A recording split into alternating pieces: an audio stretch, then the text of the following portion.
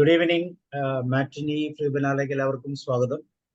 പതിപോലെ ചൊവ്വാഴ്ച ദിവസങ്ങളിൽ നമ്മൾ സ്റ്റോറി തെറാപ്പി, കഥയിലുമുണ്ടൊരു കാര്യം, കഥയിലുള്ള ആ രഹസ്യത്തിന്റെ ചുരുളഴിക്കുകയാണ്.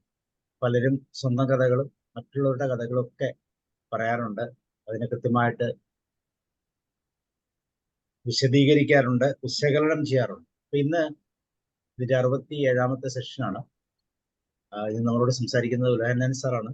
സാറ് കോട്ടയം സ്വദേശിയാണ്, എങ്കിലും ഇപ്പോൾ താമസിക്കുന്നത് പാലക്കാടാണ്.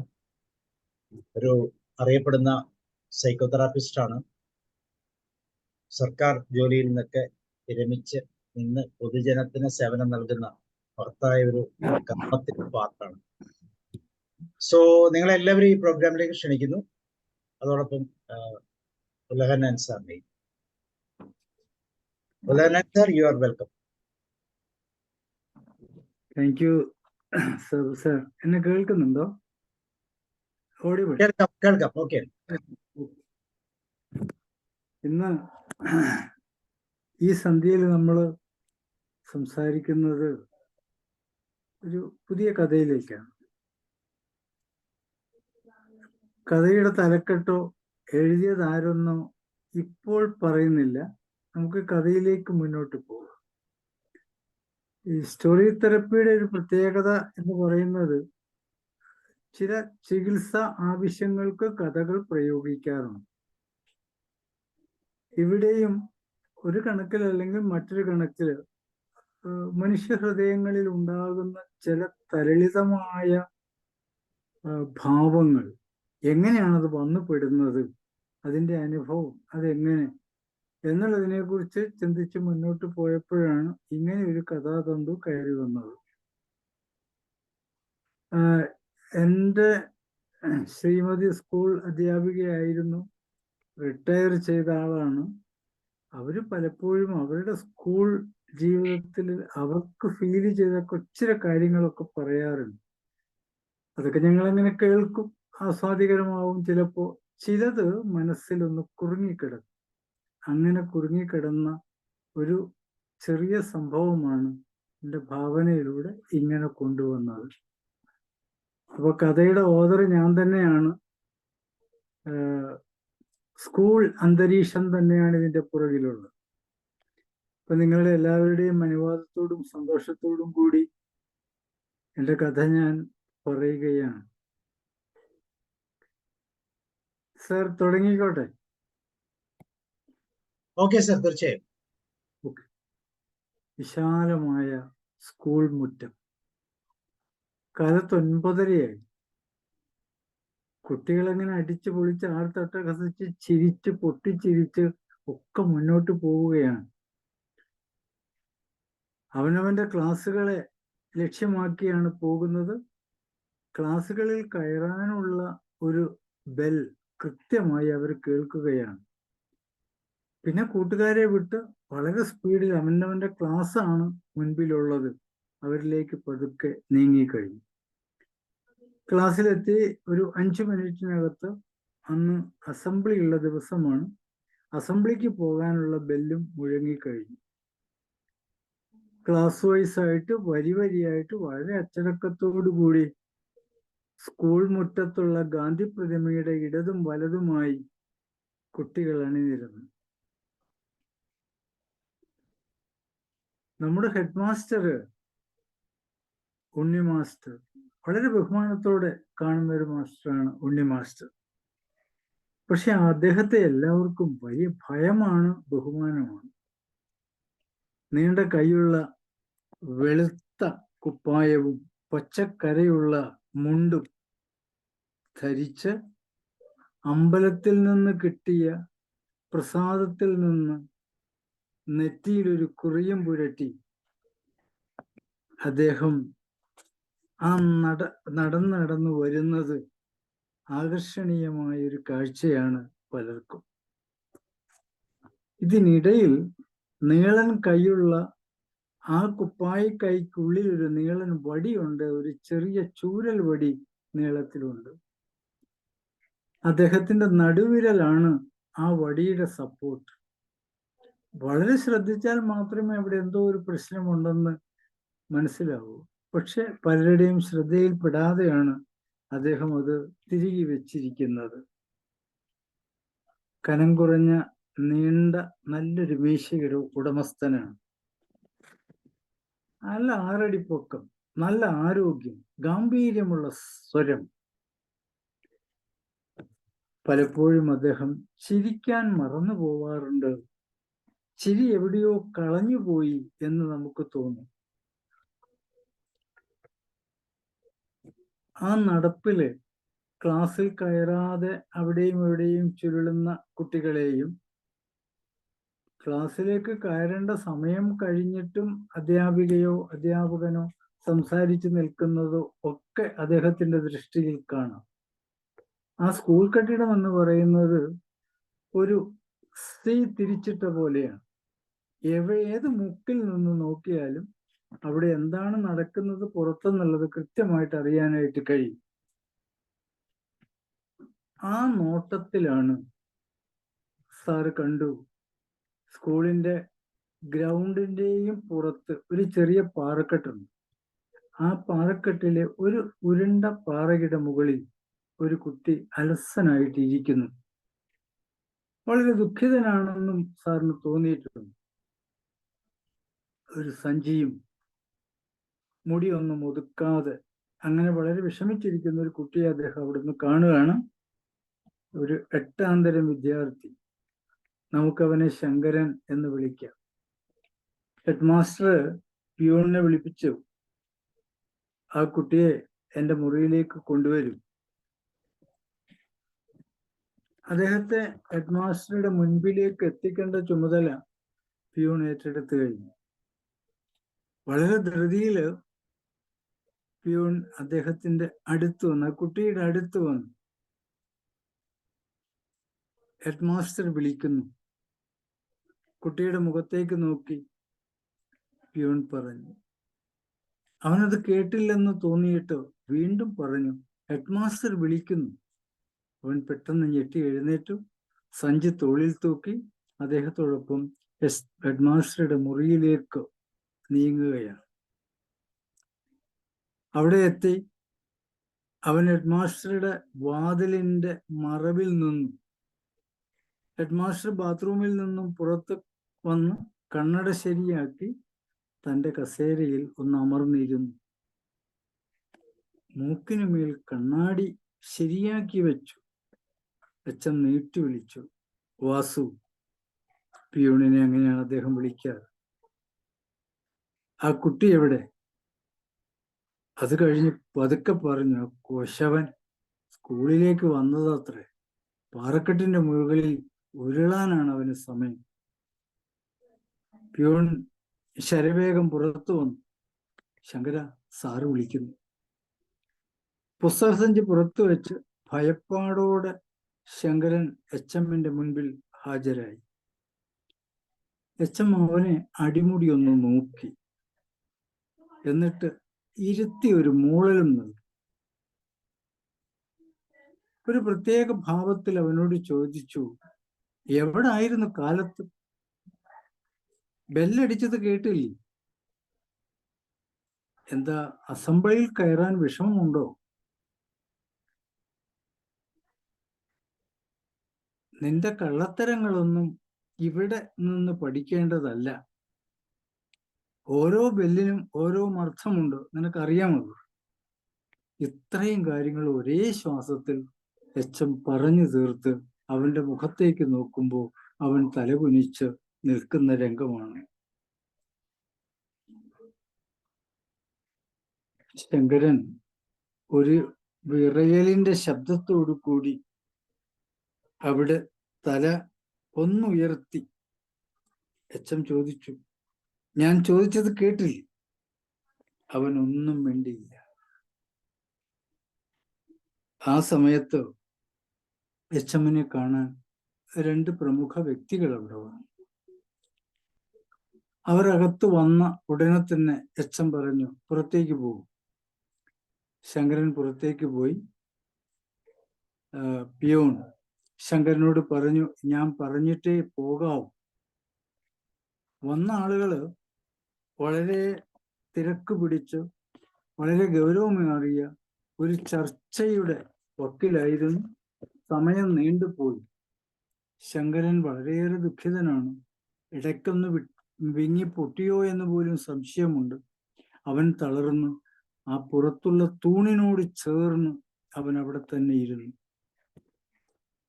ഒരു നിമിഷം അവൻ പുറകോട്ട് പോയി. 8ാം ക്ലാസ്സിലെ ദേവകി ടീച്ചറെ അവൻ ഓർമ്മ വന്നു.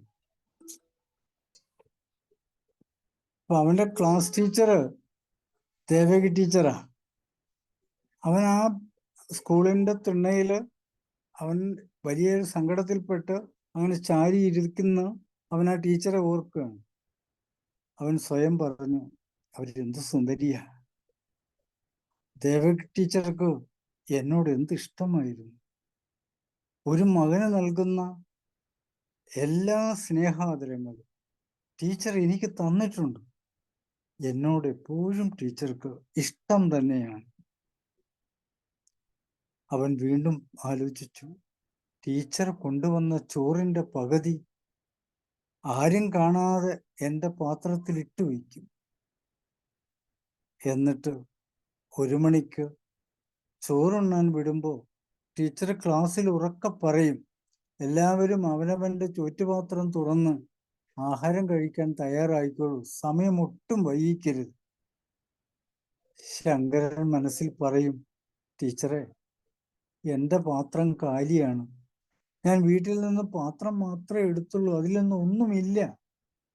ടീച്ചർ ഒന്നും വേണ്ടിയില്ല. ടീച്ചർ അവന്റെ അടുത്ത് വന്ന് ആ പാത്രം തുറന്ന് കൊടുത്തു. ഓ, നീ ചോറുണ്ണാത്തത് നിന്റെ പാത്രം തുറക്കാൻ കിട്ടാത്തത് കൊണ്ടാണല്ലേ.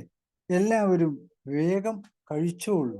നമുക്ക് ഇത് കഴിഞ്ഞ് ഒരു 10 മിനിറ്റ് പാട്ടോ കഥയോ ഒക്കെ പറയാം. അവൻ അന്തം വിട്ടു. ഞാൻ കൊണ്ടുവന്ന പാത്രം കാലിയായിരുന്നു. ആരാണ് ഇതിൽ നിറച്ചത്? അവനൊരു 3-4 ദിവസം ഇതേ ചിന്തയിലായി. ഒരു ദിവസം കാലത്തെ ഇന്റർവെല്ലിന്റെ സമയത്ത് അവൻ ജനൽപ്പാളിയിലൊന്ന് പതുങ്ങി നോക്കി നിന്നു. മറ്റാരും നിറയ്ക്കാൻ എൻ്റെ ടീച്ചർ തന്നെയാണ് അവരുടെ പാത്രത്തിൽ നിന്ന് കുറച്ച് ചോറും കറികളും അതിലേക്ക് നിറച്ച് അടച്ചു വെക്കുന്നത്. ശങ്കരൻ ഓടി വന്നു. കണ്ട മാത്രയിൽ ശങ്കരൻ ഓടി വന്നു. ടീച്ചറെ കെട്ടിപ്പിടിച്ച് കരഞ്ഞുകൊണ്ട് പറഞ്ഞു, അമ്മേ, അമ്മേ. ടീച്ചർ അവനെ ചേർത്ത് പിടിച്ച് സ്നേഹം കൊണ്ട് ഉമ്മ വെച്ചു. ടീച്ചർ അവന്റെ നെറുകയിൽ ഉമ്മ വെച്ചു. പതുക്കെ തലോടി വിളിച്ചു, എൻ്റെ മോനെ. ടീച്ചറുടെ ഉള്ളിൽ നിന്ന് വന്ന ശബ്ദമായിരുന്നു അത്. വളരെ പതിഞ്ഞ ശബ്ദം, എൻ്റെ മോനെ. ദേവകി ടീച്ചർ അവന്റെ കണക്ക് ടീച്ചറും ക്ലാസ് ടീച്ചറുമായിരുന്നു. ആ വാക്കുകൾ ടീച്ചറുടെ ഹൃദയത്തിന്റെ അടിത്തട്ടിൽ നിന്നും വന്നവയായിരുന്നു. അവനൊരു സ്വപ്നഭൂമിയിൽ നിൽക്കുന്ന പോലെയാണ് അവന് തോന്നിയത്. ദേവകി ടീച്ചർക്ക് ഒരു മകനുണ്ട്, ഒരു 10ാം ക്ലാസ്സുകാരൻ. അവന്റെ കുസൃതി മൂലം അവന്റെ അച്ഛൻ അവനെ അടുത്ത ജില്ലയിലെ ബോർഡിംഗ് സ്കൂളിലാക്കാൻ തീരുമാനിച്ചു. എന്നിട്ട് അച്ഛൻ പറഞ്ഞു, പഠിക്കട്ടെ, ഡിസിപ്ലിൻ. വീണ്ടും പറഞ്ഞു, അവനൊന്ന് പഠിക്കട്ടെ, ഡിസിപ്ലിൻ. വീട്ടിനടുത്തുള്ളത് കൊണ്ടാ ഈ കുഴപ്പങ്ങളൊക്കെ അവൻ ഉണ്ടാക്കുന്നത്. അമ്മ ഒന്നും പറഞ്ഞില്ല. അവൻ അമ്മയോട് കെഞ്ചി, ഞാൻ നല്ല കുട്ടി ആയിക്കൊള്ളാം അമ്മേ, ഇനി കുഴപ്പങ്ങളൊന്നും ഉണ്ടാക്കില്ല. അച്ഛനോട് ഒന്ന് പറഞ്ഞ് ഒരു തവണ കൂടി അവൻ വീണ്ടും ദേവകി ടീച്ചറോട് പറഞ്ഞു, അമ്മേ, ഒന്ന് പറയൂ അച്ഛനോട്, ഇനി ഒരിക്കലും ഞാൻ വഴക്കുണ്ടാക്കുകയില്ല. അമ്മ ഒന്നും മിണ്ടിയില്ല. ഒരു കരുണാദ്രമായ നോട്ടം മാത്രമേ മോന് സമ്മാനിക്കാൻ അമ്മയ്ക്ക് കഴിഞ്ഞുള്ളൂ. അതിന് കാരണം മറ്റൊന്നും ആയിരുന്നില്ല. അച്ഛൻ്റെ സ്വഭാവം അമ്മയ്ക്ക് നന്നായി അറിയാം. അമ്മയെ ഏറ്റവും വെറുപ്പോടുകൂടി കണ്ട മകൻ അടുത്ത ജില്ലയിൽ പഠനം തുടങ്ങി. അമ്മ തന്നെ ഉപേക്ഷിച്ചു എന്ന് ആ മകൻ പലപ്പോഴും പറഞ്ഞിരുന്നു. അമ്മയ്ക്ക് എന്നോട് വെറുപ്പാണ്, അമ്മയ്ക്ക് എന്നോട് സ്നേഹമില്ല. ആ കുഞ്ഞു ഹൃദയം വേദനിച്ചത് അമ്മ അറിഞ്ഞു. അവന്റെ ഉള്ളം തേങ്ങിയതായി അമ്മ അറിഞ്ഞു. അമ്മ അവൻ സ്കൂളിൽ നിന്ന് വീട്ടിൽ ലീവിന് വരുമ്പോൾ അമ്മ അവൻ്റെ അടുത്തെത്തി അവനോട് ചോദിക്കും, അച്ഛൻ ഉള്ളപ്പോഴേ ചോദിക്കാറുള്ളൂ, നിന്റെ പഠിത്തമൊക്കെ എവിടെ എത്തി? മിടുക്കനായി പഠിക്കണം, റിവിഷൻ ചെയ്ത് പഠിക്കണം, നല്ല മാർക്ക് വാങ്ങണം. ഇല്ലെങ്കിൽ അവിടെയുള്ളവർ എന്തു പറയും? നിന്റെ അമ്മയൊരു ടീച്ചറായിട്ട് നീ ഇത്രയും മണ്ടനായി പോയോ? ഇതെല്ലാം മാത്രമേ അമ്മ മകനോട് സംസാരിക്കുകയുള്ളൂ. മകനുള്ളിൽ പറഞ്ഞു, അമ്മയ്ക്കിത് മാത്രമേ എന്നോട് ചോദിക്കാനുള്ളൂ? എൻ്റെ കൂട്ടുകാരെത്ര പേരുണ്ടെന്നോ, രാവിലെ എന്ത് ആഹാരമാണ് കഴിക്കുന്നതെന്നോ, കളിക്കാൻ പോകാറുണ്ടോ എന്നോ, ക്ലാസ് ടീച്ചറുടെ പേരോ പെരുമാറ്റമോ ഒന്നും അമ്മയ്ക്ക് എന്നോട് ചോദിക്കാനില്ല. അവനുള്ളിലൊരു തേങ്ങൽ തേങ്ങി. കാരണം അമ്മയ്ക്കെന്നെ വെറുപ്പാണ്, അമ്മയ്ക്കെന്നെ വെറുപ്പാണ്. ആ നിമിഷം തന്നെ അച്ഛൻ പറയുന്ന ആ വാക്കുകളുണ്ട്, മക്കളെ കൊഞ്ചിച്ചു വഷളാക്കരുത്. ഒന്ന് സ്നേഹത്തോടെ മകനോട് സംസാരിച്ചാൽ അച്ഛൻ്റെ കർശന നിർദ്ദേശം ഓടിയെത്തും. അവിടെ ഉറക്കെ പറയും, ഞാൻ പറയുന്നത് നിനക്ക് മനസ്സിലാവുന്നില്ലേ ദേവകി? മക്കളെ കൂടുതൽ കൊഞ്ചിക്കണ്ട. അവൻ ആൺകുട്ടിയാ, അവൻ സ്വതന്ത്രനായി വളരണം. അല്ലാതെ നിന്റെ സാരിത്തുമ്പിൽ കെട്ടിയിട്ടാടാനല്ല. അവൻ അച്ഛൻ്റെ, അതായിരുന്നു അച്ഛൻ്റെ വിഷൻ. ഒന്നുകൂടെ ചേർത്ത് പറയും, അവൻ അച്ഛൻ്റെ മകനാ. ഇനി അത് ആവർത്തിച്ചാൽ എന്ന് പറഞ്ഞു ഒരു കൂട്ടം തെറിവാക്കുകൾ വാരി മകന്റെ മുമ്പിൽ വെച്ച് പറഞ്ഞു അച്ഛൻ എഴുന്നേറ്റ് എങ്ങോട്ടെങ്കിലും പോകും. അമ്മ മടുത്തു. ഇത് കേട്ട് കേട്ട് അമ്മ മടുത്തു. അച്ഛനും അമ്മയും മകനെപ്പറ്റി സംസാരിച്ച് അവരുടെ സംസാരം പരസ്പരം നിർത്തിയവർ എന്നും വഴക്കിൽ അവസാനിക്കും. ഒന്നിലേറെ ചീത്ത വാക്കുകൾ കടുകട്ടിയായി അമ്മയ്ക്ക് നേരെ നോക്കി വർഷിക്കുന്ന പതിവാക്കി മാറ്റി. അന്ന് സൂര്യാസ്തമനത്തിന് ശേഷം അതിപ്രഭാതത്തിൽ അമ്മ എഴുന്നേറ്റു, ദേവകി ടീച്ചർ എഴുന്നേറ്റു. അവര് കുളിമുറിയിലേക്ക് കയറി എല്ലാം ദിനചര്യകൾക്ക് ശേഷം അച്ഛനോട് പറഞ്ഞു, ഞാൻ എൻ്റെ ഒരു ബന്ധുവിനെ കാണാൻ പുറത്തിറങ്ങുകയാണ്, വൈകുന്നേരം തിരിച്ചു വരും. അവർ കുടയെടുത്ത് അച്ഛൻ്റെ അനുവാദമൊന്നും കേൾക്കാതെ തന്നെ മുന്നോട്ടിറങ്ങി. ബസ് സ്റ്റോപ്പിലെത്തി. സ്കൂളിൽ പോവാൻ വന്ന ശങ്കരൻ ടീച്ചറുടെ അടുത്തെത്തി. ടീച്ചർ ചോദിച്ചു, സാർ എന്തു പറ്റി ശങ്കര? വൈകിയല്ലോ. ആ, അവൻ പ്രതികരിച്ചു. അവന്റെ മുഖം വാടിയിരുന്നു.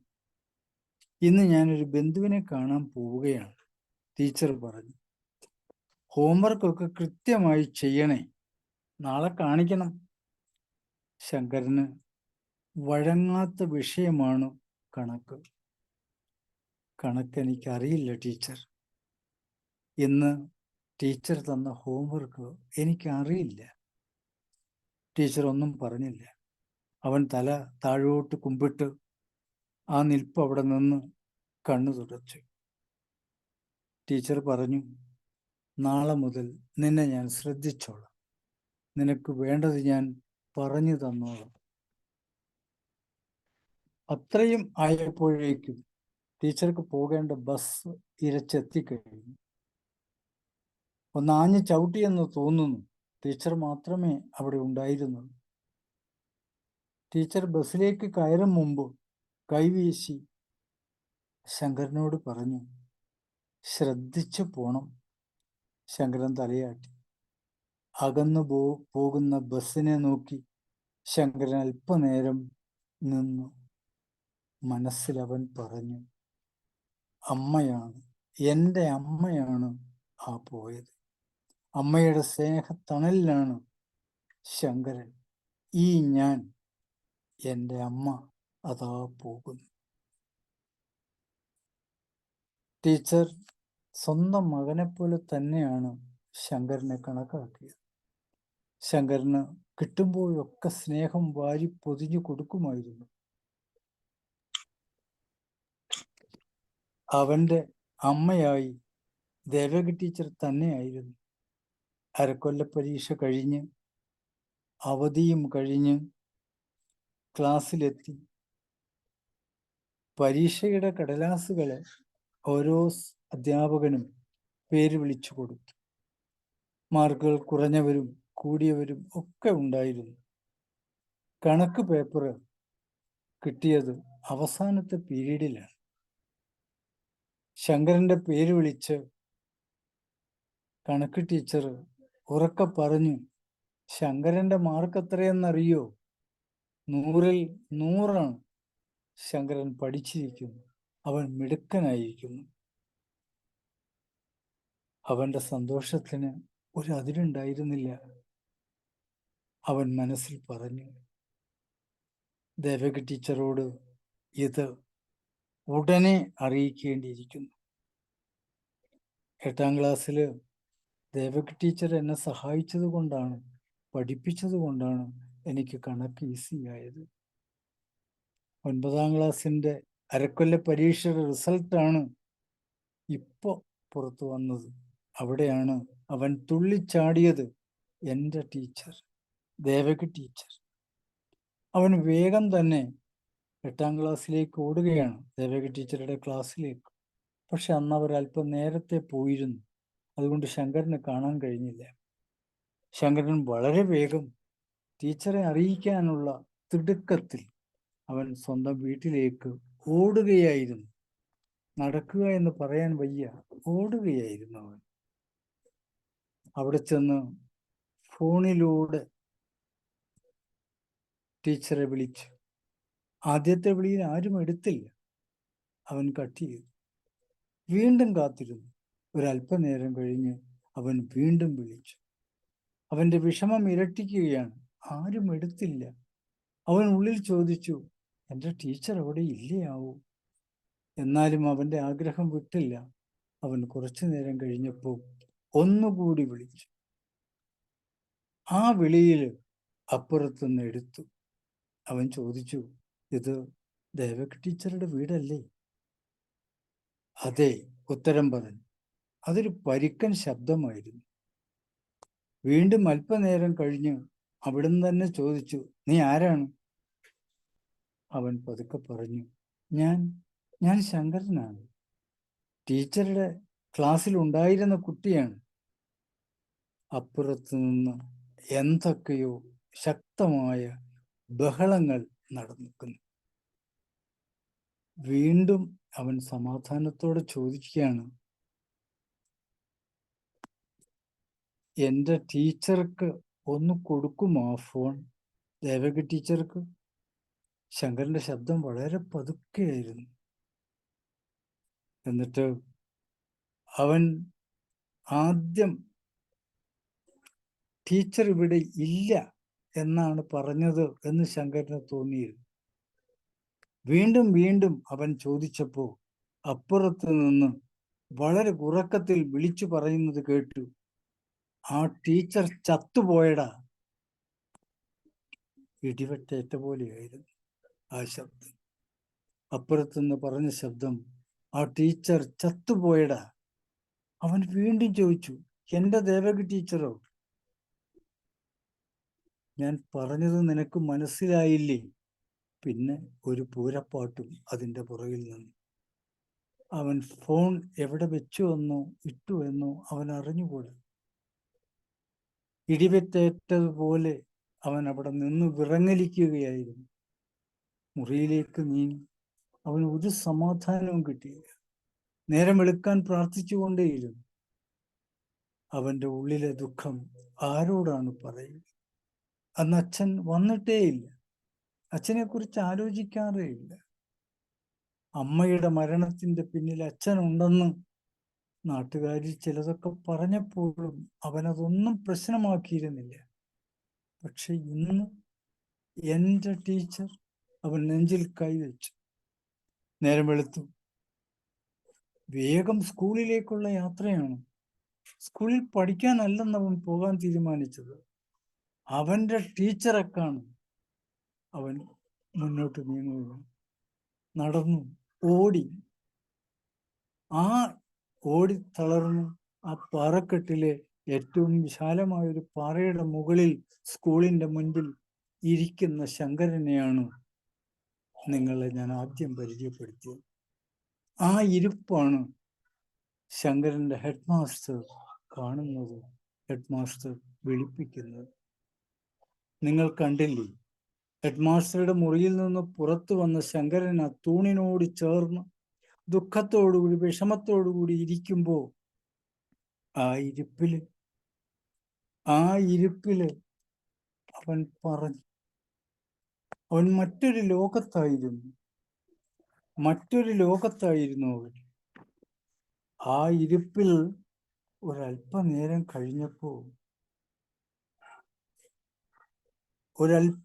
കഴിഞ്ഞപ്പോ ദേവകി ടീച്ചർ ഹെഡ് മാസ്റ്ററുടെ മുറിയിലേക്ക് ഒരു ചോക്ക് എടുക്കുന്നതിന് വേണ്ടി വരികയാണ്. വരുന്ന വരവിലാണ് ഹെഡ് മാസ്റ്ററുടെ റൂമിന്റെ മുൻപിലുള്ള തൂണിൽ ചാരിയിരുന്ന് വിങ്ങിപ്പൊട്ടുന്ന ശങ്കരനെ കാണുന്നത്. ടീച്ചർ അടുത്തു വന്നു. ശങ്കര, മോനെ, എന്തു പറ്റിയടാ നിനക്ക്?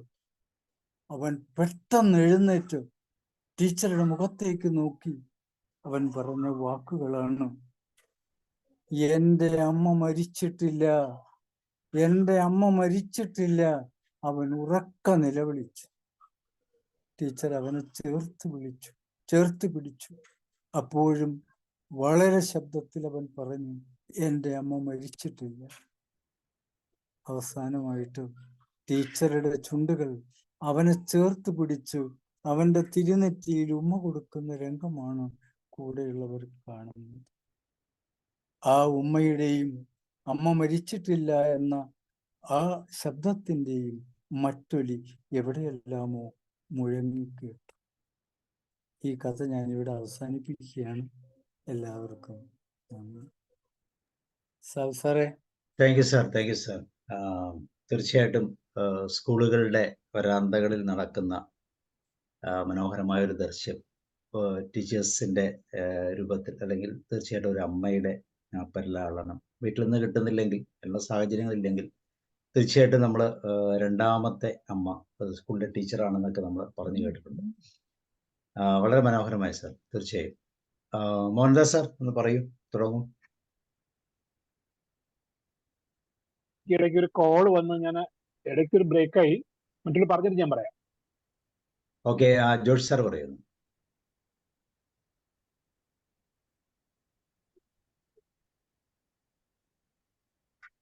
ഓക്കെ, ഞാൻ മ്യൂട്ടായി പോയി. ഞാൻ ആദ്യം തൊട്ടേ ഉണ്ടായിരുന്നു. എങ്കിൽ പോലും എൻ്റെ നെറ്റ് പോയിട്ട് ഞാൻ പിന്നെ കയറുമ്പോൾ ഒരു ഏഴരയായി. പക്ഷെ എനിക്ക് കഥ പിടികിട്ടി, കഥയൊക്കെ മനസ്സിലായി. ആദ്യം എത്ര ഭാഗം ഉണ്ടായിരുന്നു, അതിന്റെ തുടക്കം എങ്ങനെയായിരുന്നു എന്ന് മാത്രം അറിയത്തില്ലെന്ന് മാത്രമേ ഉള്ളൂ. ഓക്കെ, വാസ്തവത്തില് ഇത് ഏറെ ധന്യവും ഒരുപാട് ചിന്തകൾ പ്രദാനം ചെയ്യുന്നതുമായ കുറച്ച് മനഃശാസ്ത്രം ഉൾക്കൊള്ളുന്ന ഒരു കഥയാണ്. നല്ലൊരു കൗൺസിലർ കൂടിയായ ഉലകനാഥ് സാറ് ഈ കഥ തിരഞ്ഞെടുത്തത് അതിൽ ഞാൻ അത്ഭുതപ്പെടുന്നില്ല. സാറിന്റെ ഫീൽഡുമായിട്ട് വളരെയേറെ ബന്ധമുള്ളത് കൊണ്ടും സാർ അതിനെ ഏറെ ഹൃദയത്തിൽ ഉൾക്കൊണ്ട വികാരത്തിൽ ചാലിച്ച് തന്നെയാണ് ആ കഥ അവതരിപ്പിച്ചത്. എല്ലാവിധ മംഗളങ്ങളും ഭാവുകങ്ങളും അർപ്പിക്കുന്നു. കഥയിലേക്ക് കടക്കുമ്പോൾ പലപ്പോഴും പലരുടെയും യഥാർത്ഥ ജീവിതം നമ്മൾ പുറമേക്ക് കാണുന്നതല്ലായിരിക്കും, അല്ലെങ്കിൽ നമ്മൾ വിലയിരുത്തുന്നത് അല്ലായിരിക്കും, നമ്മൾ പ്രഡിക്റ്റ് ചെയ്യുന്നത് അല്ലായിരിക്കും. വളരെ വേദനാജനകമായ അവസ്ഥ സ്വയം ഏറ്റുവാങ്ങുന്ന ആളുകളും സമൂഹത്തിന്റെ മുമ്പിൽ ഏറെ നന്മയുള്ളവരായി വർത്തിക്കുന്നു എന്നുള്ളതിന്റെ ഒരു ഉത്തമ ഉദാഹരണമാണ് ഈ കഥ. ധാരാളം കുടുംബങ്ങളെ കുറിച്ചും കുടുംബജീവിതത്തെ കുറിച്ചും ഒക്കെ ഈ പ്ലാറ്റ്ഫോമിൽ ക്ലാസ്സുകൾ നടന്നിട്ടുണ്ട്. എത്ര മാത്രം ആളുകളുടെ കുടുംബജീവിതം വളരെ പെർഫെക്റ്റ് ആണ് എന്ന് നമുക്ക് ഒറ്റ വർത്തമാനത്തിൽ പറയാൻ സാധിക്കില്ല. ചില ആളുകൾ നമുക്ക് നന്നായി ജീവിക്കണമെന്ന് വിചാരിച്ചാലും ചിലപ്പോൾ സാധിച്ചെന്ന് വരികയില്ല. എന്നാൽ മറ്റാരെയും മാറ്റാൻ സാധിച്ചില്ലെങ്കിൽ കൂടെയും നമുക്ക് നമ്മുടേതായ ഒരു മാറ്റവും ഒരു വഴിയും തുറന്നെടുക്കാൻ സാധിക്കും എന്നുള്ളതിന്റെ സൂചനയാണ് ഈ കഥ അവതരിപ്പിക്കുക. ധാരാളം ടീച്ചർമാരും നമ്മുടെ ഈ പ്ലാറ്റ്ഫോമിലുണ്ട്. ഇന്ന് ടീച്ചിങ് ഒരു ജോലിയായിട്ട് ഒരുപക്ഷെ മാറ്റപ്പെട്ടിട്ടുണ്ട്. എന്നാൽ അധ്യാപനം കേവലമായ ധനസമ്പാദനത്തിനുള്ള ഒരു ഉപാധിയായി തരം താഴാൻ പാടില്ല. മിക്കവാറും ഇപ്പോൾ ജോലി കിട്ടണമെന്നുണ്ടെങ്കിൽ ഓരോ ഗ്രൂപ്പിനും പണം ചിലപ്പോൾ മുടങ്ങേണ്ടി വരും. ഈക്കോ സ്റ്റേറ്റിലും 8 ക്വസ്റ്റ്യൻ ആകും. അപ്പൊ അതാണ് അതിന്റെ ഒരു ആണെങ്കിൽ കൂടെയും 40 ക്വസ്റ്റ്യൻ. ഈ ലഭിക്കുന്ന ജോലിയുടെ മഹത്വം അത് തിരിച്ചറിയണം. മാതാ പിതാ ഗുരു ദൈവം എന്നാണല്ലോ നമ്മളെല്ലാവരും പറഞ്ഞ് തഴങ്ങിയിരിക്കുന്നത്. ദൈവതുല്യരായി കാണുന്നു. ടീച്ചർ ഒരു വീട്ടിൽ നിന്ന് വരുന്നു, ടീച്ചറിന്റെ മുമ്പിൽ ഇരിക്കുന്ന കുട്ടികൾ പല വീട്ടിൽ നിന്ന് വരുന്നു. ആ വീടുകൾ ഏതെല്ലാം തരം വ്യസനത്തിലും വേദനയിലുമാണ് കഴിയുന്നതെന്ന് അറിയുന്നില്ല. ഇവിടുത്തെ ടീച്ചറിന്റെ കുടുംബ ജീവിതം കുറച്ച് താളപ്പിഴയുണ്ട് എന്ന് തന്നെയാണ് ഞാൻ ആ കഥയുടെ അവസാനത്തിൽ നിന്ന്. അതുകൊണ്ടാണല്ലോ ടീച്ചറിന്റെ ഭർത്താവായിരിക്കാം, അല്ലെങ്കിൽ മകനായിരിക്കാം, പരുഷമായ ശബ്ദത്തിൽ ടീച്ചർ ചത്തുപോയി എന്ന് പറയുന്നതിലൂടെ അതിലെല്ലാം ഉണ്ട്. ഈ വേദന നിറഞ്ഞ അന്തരീക്ഷത്തിൽ നിന്ന് വരുന്ന ടീച്ചർ നമ്മുടെ മുമ്പിലിരിക്കുന്ന നിരവധിയായ കുട്ടികൾ. ഞാൻ ഒരു കാര്യം കൂടെ ഒന്ന് കൂട്ടിച്ചേർക്കുമ്പോഴാണ് ഇന്നലെ എന്നോട് ഞാനൊരു വിജയചിന്ത അതുമായി ബന്ധപ്പെട്ട് എഴുതണമെന്ന് വിചാരിച്ചു തന്നെ ഇരിക്കുകയാണ്. ഈ മാസത്തിൽ തന്നെ എഴുതും. ഈ നമ്മുടെ സംസ്ഥാനത്തിലെ വളരെ പ്രഗത്ഭമായ ഒരു ജില്ല, അവിടുത്തെ UP സ്കൂളിൽ പഠിപ്പിക്കുന്ന ടീച്ചർ എന്നോട് ഇന്നലെ ഷെയർ ചെയ്തതാണ്. കാരണം അവിടുത്തെ ആ ജോലിയുടെ ബാഹുല്യത്തെ കുറിച്ചും ഒരു ടീച്ചർ ചെയ്യേണ്ടി വരുന്ന പരിപാടികൾ എന്തൊക്കെയാണെന്നുള്ളത് പറഞ്ഞു വന്നതിന്റെ ഇടയ്ക്ക് പറഞ്ഞതാണ്. 1600 കുട്ടികൾ പഠിക്കുന്ന ഒരു UP സ്കൂളാണത്. ഗവൺമെന്റ് സ്കൂളാണ്, UP സ്കൂളാണ്. പക്ഷെ 1600 കുട്ടികളുണ്ട്. ഒന്നാലോചിച്ച് നോക്കണം. ഇവിടെ ചില സ്കൂളിലൊക്കെ 10-12 പിള്ളേരുള്ളപ്പോ ആ സ്കൂളില് 7ാം ക്ലാസ് വരെ പഠിക്കുന്ന കുട്ടികളുടെ എണ്ണം 1600 മുകളിലാണ്. കുറച്ച് തീരദേശവും കൂടിയൊക്കെ ഉൾപ്പെട്ട ഒരു സ്ഥലമാണെന്ന് കൂട്ടിക്കൊള്ളൂ. അപ്പൊ ആ സ്കൂളിൽപ്പെട്ട ഒരു കുട്ടിക്ക്, അല്ലെങ്കിൽ അത് സർക്കാരിന്റെ പ്രോജക്റ്റ് ആണെന്ന് തോന്നുന്നു, ഒരു വീട്, ഒരു സ്കൂളിലെ ഒരു വീടില്ലാത്ത ഒരു കുട്ടിക്ക് വീട് നിർമ്മിച്ചു കൊടുക്കുന്ന ഏതൊരു പദ്ധതി. അപ്പൊ അതിനുള്ള ഗുണഭോക്താവിനെ കണ്ടെത്തണം. സ്കൂള് വലുതായാലും ചെറുതായാലും ഒരു കുട്ടി എന്നുള്ളതിന് മാറ്റമില്ല. അപ്പോൾ ഇവർ 1600, അപ്പൊ അതിന്റെ ഒരു മാനദണ്ഡം ഇതാണ്: വീടില്ലായിരിക്കണം, 5 സെന്റ് സ്ഥലം സ്വന്തമായിട്ടുണ്ടായിരിക്കണം. അപ്പൊ സ്വന്തമായിട്ട് വീടുണ്ടാകാൻ പാടില്ല, 5 സെന്റ് സ്ഥലം വേണം. അപ്പൊ ഇവർ അതിനുള്ള അന്വേഷണം ആരംഭിച്ചു.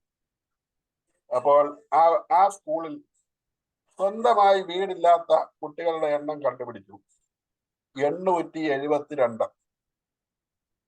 1600 പരം പിള്ളേർ പഠിക്കുന്നിടത്ത് 872 കുട്ടികൾക്ക് സ്വന്തമായി വീടില്ല.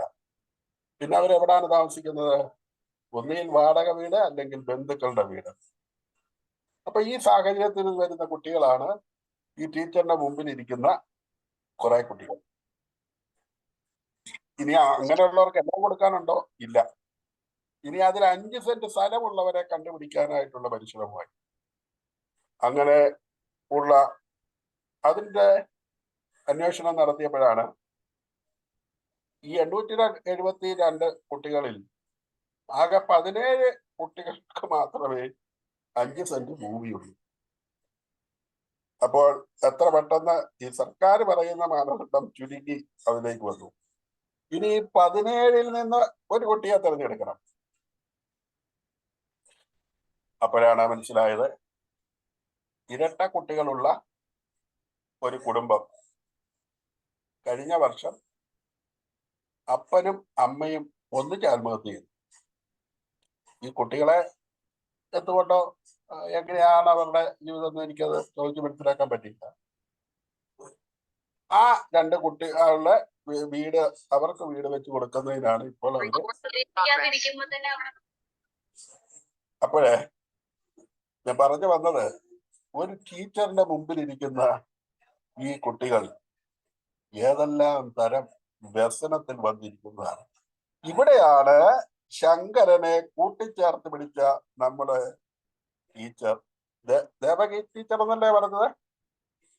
ഓക്കെ, ടീച്ചർ ചേർത്ത് പിടിക്കുകയാണ്. പക്ഷെ ടീച്ചറിന് കുറെ വിഷമങ്ങളുണ്ട്. എങ്കിൽ പോലും ശങ്കരൻ, പഠിക്കാത്ത ശങ്കരനെ പഠിക്കുന്ന ശങ്കരനാക്കി. അവൻ ടീച്ചറിൽ അമ്മയെ കണ്ടു. പലരുടെയും അമ്മയുടെ രൂപം മറ്റൊന്നാകാം, പക്ഷേ അവൻ കാണുന്ന അമ്മ ടീച്ചറിൽ കാണപ്പെടുകയാണ്. ഇന്നിപ്പോ ധാരാളം സ്ത്രീകളാണ് ഈ അധ്യാപന മേഖലയിലുള്ളത്. ഒരു വലിയ പങ്കുണ്ട്. തങ്ങളുടെ കുട്ടികളെ എഞ്ചിനീയറോ ഡോക്ടറോ മെച്ചപ്പെട്ട വിദ്യാഭ്യാസത്തിലേക്കോ നയിക്കുക എന്നതിനോടൊപ്പം തന്നെ തങ്ങളുടെ മുമ്പിലിരിക്കുന്ന കുട്ടികളെയും, അതാണല്ലോ മഹാൻ ഇങ്ങനെ പറഞ്ഞത്, തന്റെ മുമ്പിലിരിക്കുന്ന കുട്ടി തൻ്റേതല്ല എന്ന് എപ്പോൾ തോന്നുന്നോ അന്ന് ഈ പണി അവസാനിപ്പിക്കണം.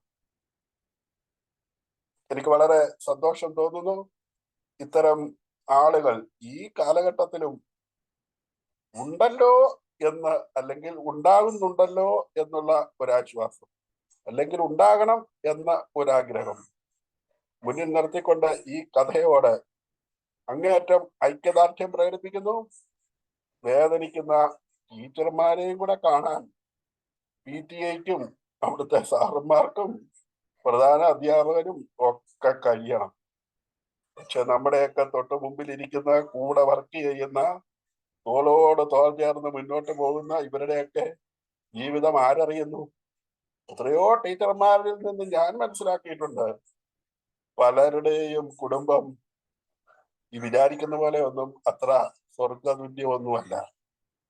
ആ വിഷമവും ഒക്കെ പേറിയാണ് വീട്ടിലെ മൊത്തം ജോലിയും ചെയ്ത് വീട്ടിലുള്ളവരുടെ എല്ലാ കാര്യങ്ങളും ചെയ്തിട്ട് വരുന്ന വളരെ തീഷ്ണമതികളായിട്ടുള്ള ടീച്ചർമാരുണ്ട്. ചിലപ്പോൾ ഭർത്താവിൽ നിന്ന് നല്ലൊരു വാക്ക് പോലും ചിലപ്പോഴില്ല. എന്നോട് മറ്റൊരു ടീച്ചർ കഴിഞ്ഞ ദിവസം വളരെ വേദനയുടെയൊക്കെ പറഞ്ഞ കാര്യങ്ങൾ എൻ്റെ മനസ്സിലുണ്ട്. പ്രിയപ്പെട്ട ടീച്ചർമാരെ, നിങ്ങളോടും ഐക്യദാർഢ്യം പ്രകടിപ്പിക്കുന്നു. നിങ്ങൾക്കെല്ലാവർക്കും നന്മയുണ്ടാകട്ടെ എന്ന് പ്രാർത്ഥിച്ചുകൊണ്ട് ഈ കഥയുടെ കഥാതന്തുവിനോട് ഞാൻ ഏറെ ഏറെ ഉൾച്ചേർന്നുകൊണ്ട് ഇത് തിരഞ്ഞെടുത്ത ഉലകനാൻ സാറിനെ മുക്തകണ്ഠം പ്രശംസിച്ചുകൊണ്ട് ഈ പ്ലാറ്റ്ഫോമിനോടും സാബു സാറിനോടുമുള്ള കൃതജ്ഞത രേഖപ്പെടുത്തിക്കൊണ്ട് എന്റെ ഈ സംസാരം ഞാൻ നിർത്തുന്നു. നന്ദി. Thank you. Okay sir, thank you. SUE പറയാം, അൺമ്യൂട്ട് ചെയ്യാം. കേൾക്കുന്നുണ്ടോ? SUE കമന്റ്സ് പറയാനുണ്ടോ? ഓക്കെ, ഇല്ലെങ്കിൽ യെസ് പറയും. സർ എന്നോടാണോ? യെസ് പേര് ശരിയല്ലേ? സ്യൂ എന്നാണോ? സു. അതെ. യാ. അല്ല, എനിക്ക് കേട്ടപ്പോ നല്ലൊരു എന്താ പറയാ, ഈ ഇന്നത്തെ കാലഘട്ടത്തിന്റെ ആണോന്നറിയില്ല, പണ്ടത്തെ പോലെയല്ല. ഇമോഷൻസ് ഒക്കെ വളരെ പെട്ടെന്ന് മാറിക്കൊണ്ടിരിക്കും. ഇമോഷൻസ് സ്റ്റേബിൾ ആവാൻ ഭയങ്കര പാടാണ്. മൂഡ്സ് അതിനനുസരിച്ച് മാറിക്കൊണ്ടിരിക്കും. പല ഫാക്ടേഴ്സ് ഉണ്ട്. എക്സ്റ്റേണൽ ഫാക്ടേഴ്സിൽ നിന്ന് തുടങ്ങി ടെക്നോളജി, പിന്നെ അത് ഇന്റേണൽ ആയിട്ട് പ്രശ്നങ്ങളായിട്ട് വരുമ്പോൾ ഇങ്ങനത്തെ സ്റ്റോറി തെറപ്പി കേൾക്കുമ്പം വലിയൊരു ആശ്വാസമാണ്. വീണ്ടും തിരിച്ച് ആ സ്റ്റോമിൽ നിന്ന് പുറത്ത് വന്ന് തിരികെ പിടിക്കാനായിട്ട് പറ്റുന്നുണ്ട്. അപ്പോൾ അത് എനിക്ക് വല്ലാതെ ഇഷ്ടപ്പെട്ടു സ്റ്റോറി. ഇടയ്ക്ക് വെച്ച് കേൾക്കാൻ പറ്റുള്ളൂ. Thank you. Okay, thank U. ഗോകുമാർ sir. Sir എന്ന് പറഞ്ഞത് വളരെ വിപരമായും ആത്മാർത്ഥമായ കഥ പറഞ്ഞേ. സാറ് ഉലകനാഥൻ സാറ് ടീച്ചർ അമ്മയായി മാറുകയായിരുന്നു എന്ന് എനിക്ക് സംശയമുണ്ട്. ഏറ്റവും കൂടുതൽ വ്യവസായം നടക്കുന്നത് വിദ്യാഭ്യാസ രംഗത്തും ഹോസ്പിറ്റൽ രംഗത്തുമാണ്.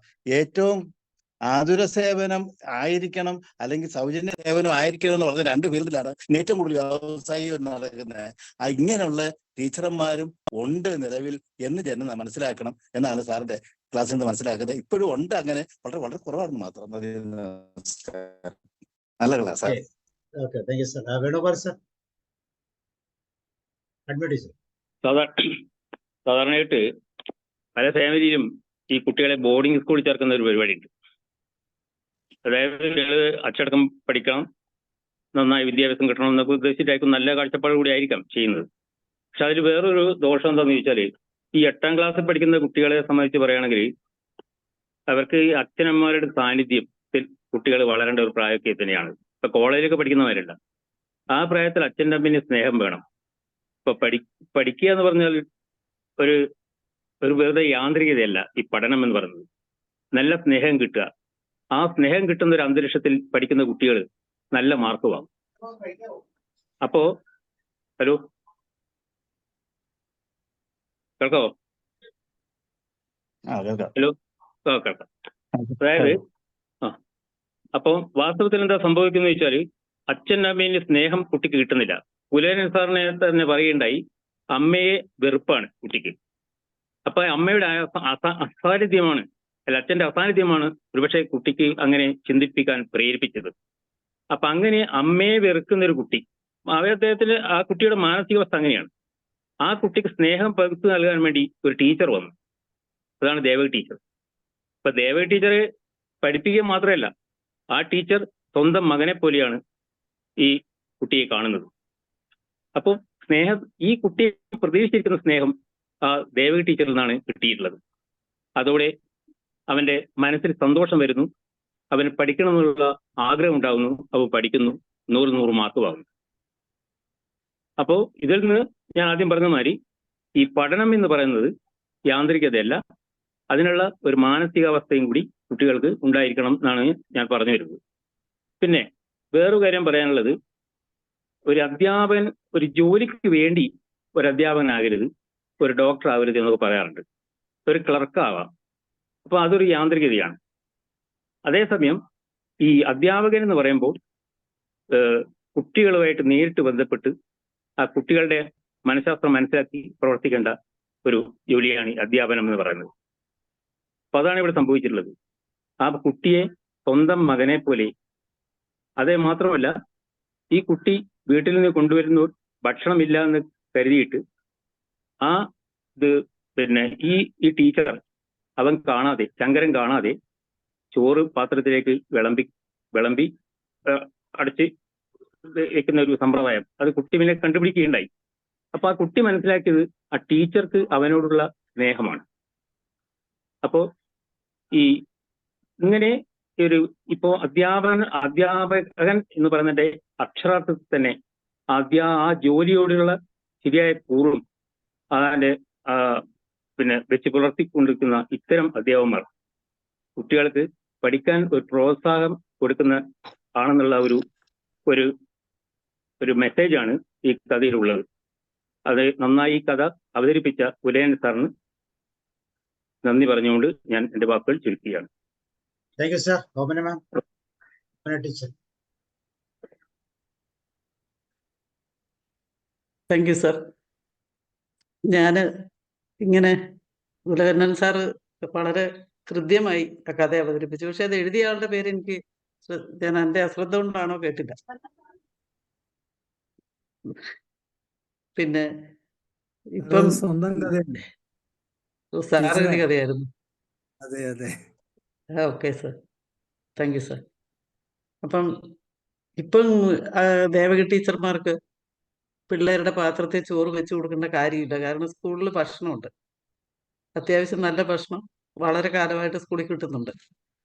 അപ്പം ഒരു ഹെഡ് മാഷെങ്കിലും ശ്രദ്ധിക്കുവാണെങ്കിൽ ആർക്കെങ്കിലും ഇനി 10ാം ക്ലാസ്സിലൊന്നും ഭക്ഷണം ഇല്ലെങ്കിൽ നമ്മൾ അങ്ങനെയുള്ള പിള്ളേരോട്, ആ 10ാം ക്ലാസ്സിലെ പിള്ളേരോടും +2 പിള്ളേരോടും ഈ ഭക്ഷണം കഴിക്കാൻ ഏർപ്പാടാക്കി കൊടുക്കാറുണ്ട്. അതുകൊണ്ട് തന്നെ ആ ഒരു പണി ഇപ്പൊ ടീച്ചർമാർക്ക് ലാഭമാണ്.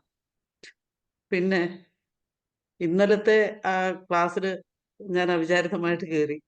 അപ്പോൾ ആ ഒരു ഫാമിലി നന്നാക്കി കൊണ്ടുപോകേണ്ട ഒരു അവസ്ഥ വളരെ കൃത്യമായിട്ട് ആ സാറ് പറയുമ്പോൾ, ഈ ദേവകി ടീച്ചറുടെ ഹസ്ബൻഡിനെ പോലുള്ള ഒരു ഹസ്ബൻഡ് ആണെങ്കിൽ എന്ത് ചെയ്യുമെന്ന് ഞാൻ ചോദിച്ചത് അതേപോലെ സാർ ഇന്നിവിടെ പകർത്തി വെച്ചു. പിന്നെ ഞാൻ അധ്യാപികയായിരുന്നു, 10-32 കൊല്ലത്തെ അധ്യാപകരിച്ചുണ്ട്. മുഴുവൻ ഈ വയനാട്ടിൽ തന്നെയാണ്. അത് കാരണം തന്നെ ഈ വയനാട്ടിൽ നിന്ന് എങ്ങോട്ടും താമസം മാറാൻ എനിക്ക് താല്പര്യമില്ല. കാരണം ഇവിടെ എങ്ങോട്ടിറങ്ങിയാലും എൻ്റെ പിള്ളേരാണ്. ഞാൻ കഴിഞ്ഞ ദിവസം ചൂരൽമല വരെ സന്തോഷ് ജോർജ് 2 പേരെ പറഞ്ഞു വിട്ടായിരുന്നു, അവിടെ വരെ ഒന്ന് കൊണ്ടുപോയി കാണിക്കാൻ പറ്റുമോ എന്ന് ചോദിച്ചു. അപ്പം നമുക്ക് വലിയ ഉപകാരമൊന്നും ചെയ്യാൻ പറ്റാത്തടത്ത് ഇടിച്ചു കയറാൻ എനിക്ക് താല്പര്യമില്ല. അവിടെ ചെന്നിട്ട് സമ്മതം കിട്ടിയില്ല, തിരിച്ചു പോരാമെന്ന് പറഞ്ഞ് പോയതാണെങ്കിലും വണ്ടി തിരിച്ചു വിടാൻ തുടങ്ങിയപ്പം എന്നെ കണ്ടുകൊണ്ട് ഒരു പോലീസിൽ നിന്ന് ഒരാൾ ഓടി വന്ന് ടീച്ചർ പൊക്കോ എന്ന് പറഞ്ഞു. അങ്ങനെ അവിടെ പോയി. അപ്പോൾ ബെയിലി പാലം ഒന്ന് കണ്ടേക്കാന്ന് വെച്ചു.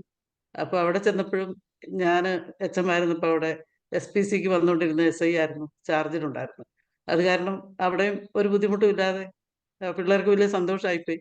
അവർ പാലായി ചെന്ന് ഭയങ്കര കാര്യമായിട്ട് ജോർജ് സാറിനോടൊക്കെ വലിയ ഇതായിട്ട് പറഞ്ഞു. ടീച്ചറെയും കൂട്ടി പോയതുകൊണ്ട് ടീച്ചർ കൊണ്ടുപോയതുകൊണ്ട് എല്ലാം കാണാൻ പറ്റി. അല്ലെങ്കിൽ അവർക്ക് പകുതി വഴി അങ്ങനെ ഒന്നും കാണാൻ പറ്റിയല്ല, അവിടെ ഭയങ്കര തള്ളാണ്, അതുകൊണ്ട് ആരെയും കടത്തി വിടുന്നില്ല. അപ്പം അതുപോലെയുള്ള ഒത്തിരി നല്ല മുഹൂർത്തങ്ങൾ ഇടയ്ക്കിടയ്ക്ക് തനിയെ കിട്ടാറുണ്ട്. ഇപ്പോൾ റിട്ടയർ ചെയ്തിട്ട് കുറച്ചായി. അപ്പോൾ അധ്യാപകൻ രഹസ്യമായി വ്യാപാരിയാകാൻ ആഗ്രഹിക്കുന്ന അധ്യാപകർ ചിലപ്പോൾ ഉണ്ടാവാം. കാരണം എന്താണെന്ന് വെച്ചാൽ നമുക്കൊരു ജോലി വേണം എന്ന് വിചാരിച്ച് ഏറ്റവും എളുപ്പമുള്ള ഒരു ജോലി, കിട്ടാൻ എളുപ്പമുള്ള ജോലി, മാനേജറുമായിട്ടുള്ള അപ്പൻ മാനേജറുമായിട്ട് അടുത്ത് നിൽക്കുന്നതുകൊണ്ട് അവിടെ ഒരു ചെറിയ പൈസ കൊടുത്താൽ കിട്ടുന്ന ജോലി, സർക്കാരിൻ്റെ ശമ്പളവും വാങ്ങാം. അങ്ങനെയൊക്കെ ഉദ്യോഗത്തിൽ കയറുന്നുണ്ടല്ലോ. അത് എല്ലാ ഫീൽഡിലും ആ ഫീൽഡിന് വേണ്ട ആത്മാർത്ഥത ഇല്ലാതിരുന്നാൽ ബുദ്ധിമുട്ടാണ്. ഒരു വില്ലേജ് ഓഫീസർക്ക് ആത്മാർത്ഥത ഇല്ലെങ്കിൽ മനുഷ്യർ വല്ലാതെ ബുദ്ധിമുട്ടിയല്ലേ.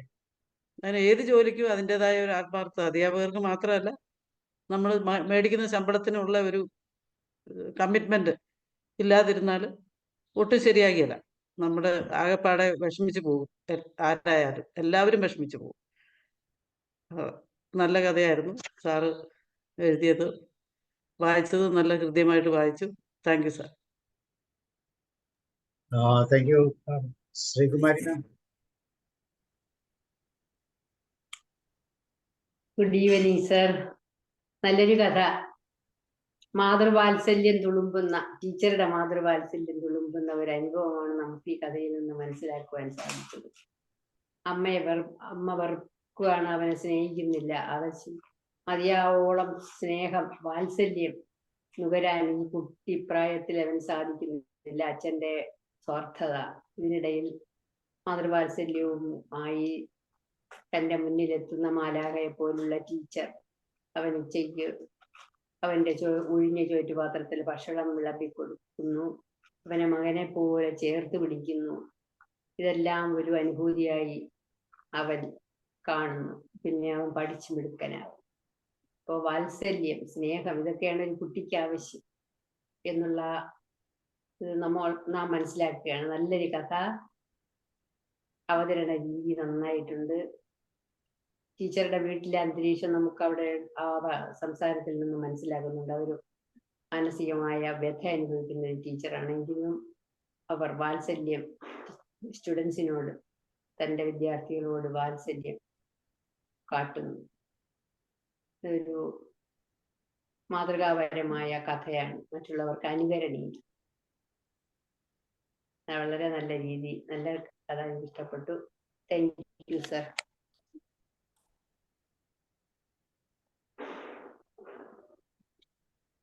ഓക്കെ, വേറെ ആർക്കെങ്കിലും ഷെയർ ചെയ്യാനുണ്ടോ? റോയ് സർ പറഞ്ഞില്ലേ?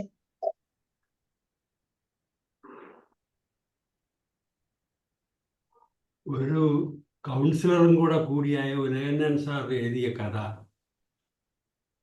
അദ്ദേഹത്തിൻ്റെ ഈ ഫീൽഡിലുള്ള അറിവ് വളരെ ഭംഗിയായി അവതരിപ്പിച്ചു.